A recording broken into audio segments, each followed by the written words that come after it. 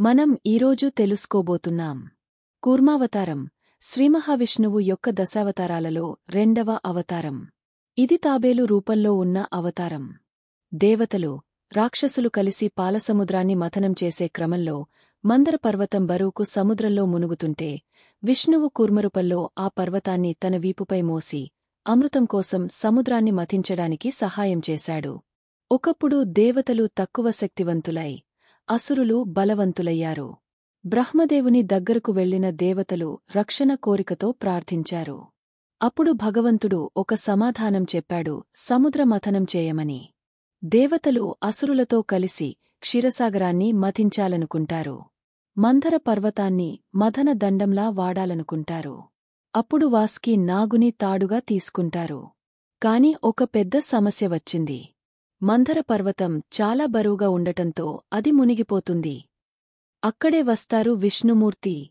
తన రెండవ అవతారమైన కూర్మావతారంలో, అంటే తాబేలు రూపంలో ఆయన అవతరించెను. విష్ణుమూర్తి సముద్రపు లోతుల్లోకి వెళ్లి మందర పర్వతాన్ని మోసాడు. ఆయన తాబేలు రూపంలో మునిగిపోయిన పర్వతానికి స్థిరతను ఇచ్చాడు. ఇప్పుడు మథనం ప్రారంభమవుతుంది. ముందుగా వస్తుంది హాలాహల విషం. ఈ విషం ప్రపంచాన్ని నాశనం చేసేంత శక్తివంతమైనది. దేవతలు, రాక్షసులు భయపడిపోతుండగా శివుడు ముందుకు వచ్చి ఆ విషాన్ని తాగాడు.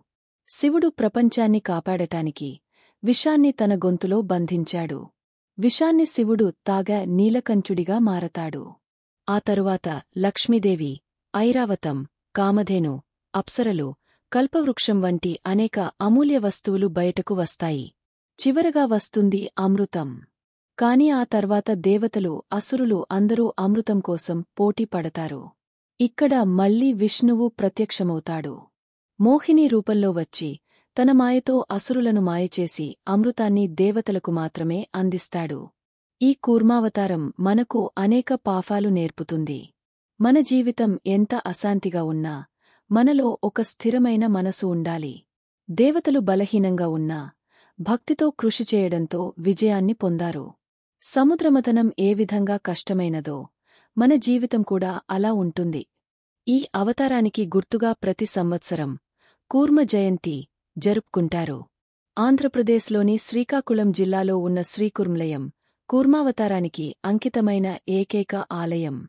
అక్కడ భగవంతుడు తాబేలు రూపంలోనే దర్శనమిస్తాడు.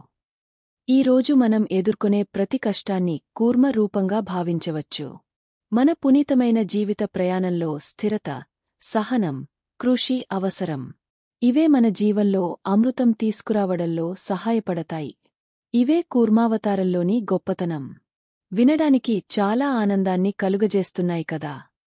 దశావతారాలలో రెండవ అవతారం యొక్క కథ ఇదే.